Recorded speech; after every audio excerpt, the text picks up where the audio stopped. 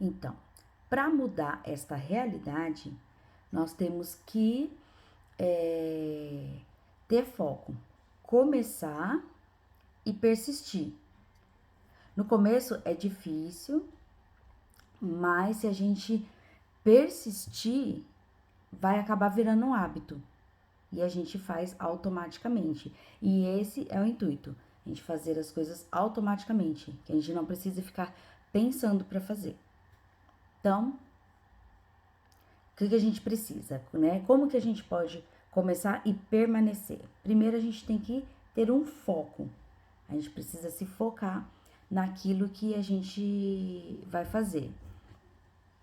Por isso que aqui eu falei no início, escolha uma coisa de cada vez, para que a gente consiga focar nessa uma coisa. A gente precisa se concentrar nele, realizar a tarefa uma a uma. Porque se a gente pegar e colocar tudo abaixo, você pegar, vou arrumar o guarda-roupa e tirar tudo do guarda-roupa, e colocar tudo em cima da cama ou em cima da mesa, aí a gente, né, conforme vai passando, passa-se as horas e a gente não vê resultado nenhum. E às vezes um dia inteiro e a gente não vê resultado. E aí tem que voltar tudo para dentro do armário, porque a gente precisa da cama para dormir ou precisa da mesa para comer. E acaba que no nosso cérebro acaba trazendo uma frustração, porque nós não terminamos aquilo que começamos.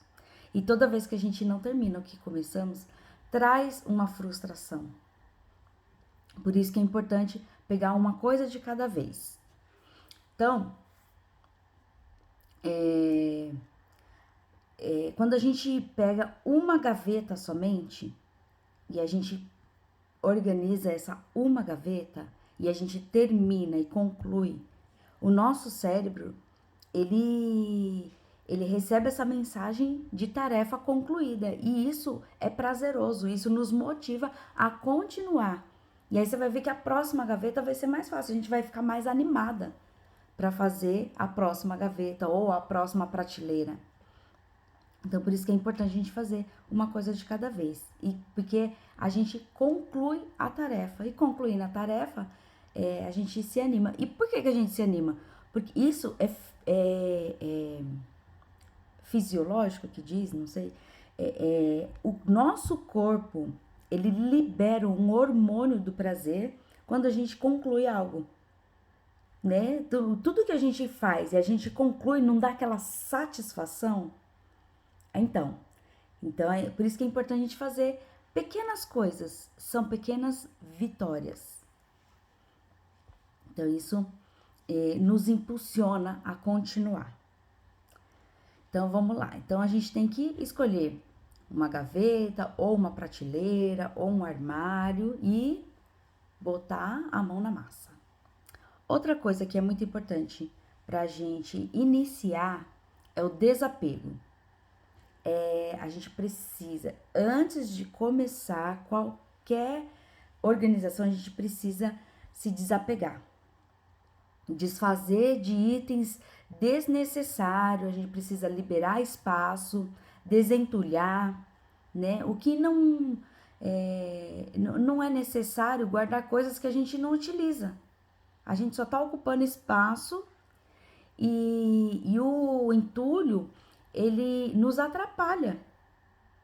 Porque às vezes a gente vai precisar de alguma coisa que tá ali guardado, a gente já não sabe mais se tá guardado, se não tá. Às vezes tem coisas que a gente não utiliza que nos impede de ver aquilo que a gente tá precisando.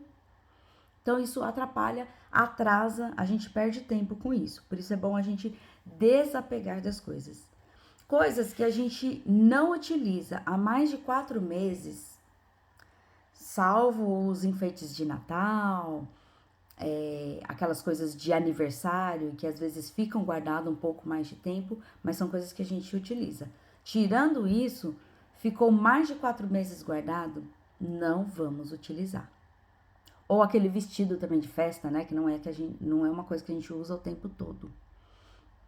Então, fora esses itens, se tá guardado mais de 4 meses, a gente não vai utilizar. E se a gente não vai utilizar, para que guardar? Só para ocupar espaço?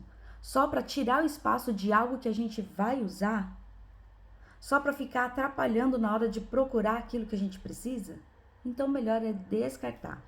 Nós não estamos usando, mas tem muitas pessoas que estão precisando desse item que está aí parado. Então, pensa, você vai fazer um bem para si e para o outro também. Então, é muito importante a gente desapegar das coisas desnecessárias. Outra coisa, o acúmulo de objetos nos atrapalha até na limpeza. Pensa, tudo que é demais vai atrasar, a gente vai gastar um tempo a mais para limpar. Sem contar que se temos muitas tralhas, às vezes nem conseguimos limpar. A gente olha e fala, ah, não, é muito trabalho, deixa para depois.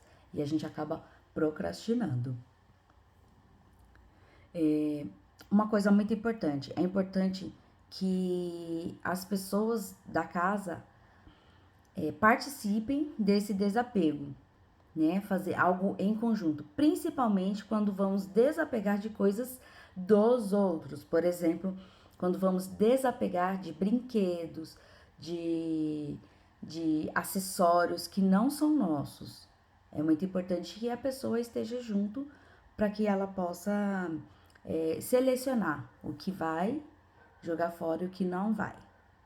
Mas tem que desapegar daquilo que a gente não usa. E como que a gente pode fazer esse desapego, né, na prática?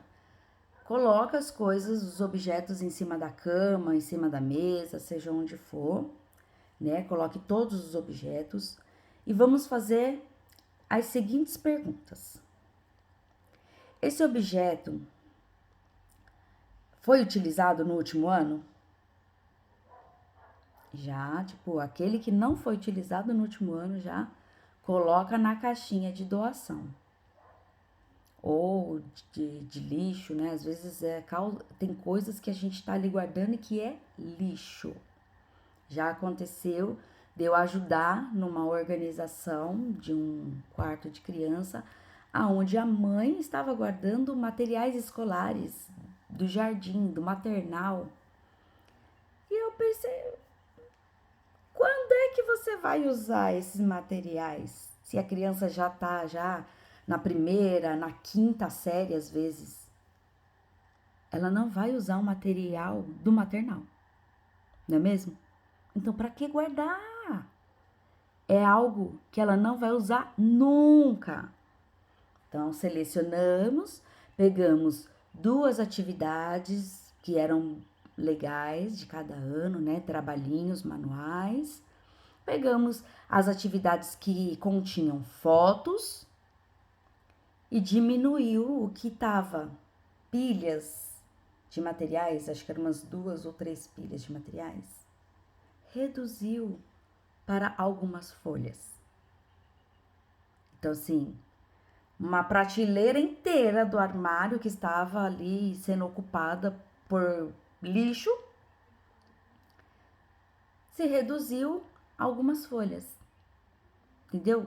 E teve aquela prateleira, todo aquele espaço liberado para colocar outras coisas. Então, essa é a primeira pergunta. Foi utilizado no último ano? Se não foi, já descarta. Aí continua as perguntas com aqueles itens que restaram ali. Tem um valor sentimental? Que no caso dos papéis, lá do material escolar, era um valor sentimental.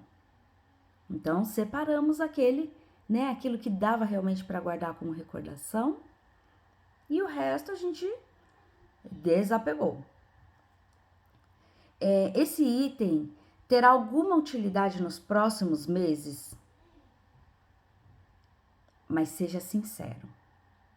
Porque às vezes a gente fala que, eu acho que eu vou usar para o casamento do vizinho, da tia, do meu amigo. Não, não vai usar. né? Primeiro porque você não sabe se a pessoa vai casar, você não sabe se você vai ser convidado, né? E até lá você pode utilizar outras coisas. Então, não vai utilizar nos próximos meses? Descarta.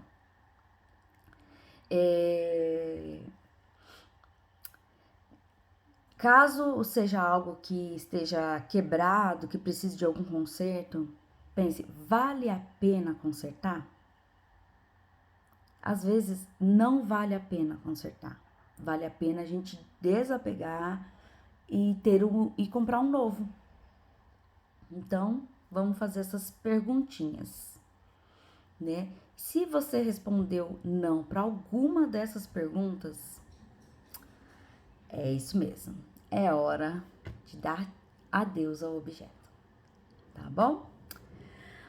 O terceiro passo para iniciar uma organização é não procrastinar.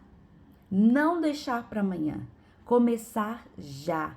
Fazer agora. E hoje. É hoje o dia.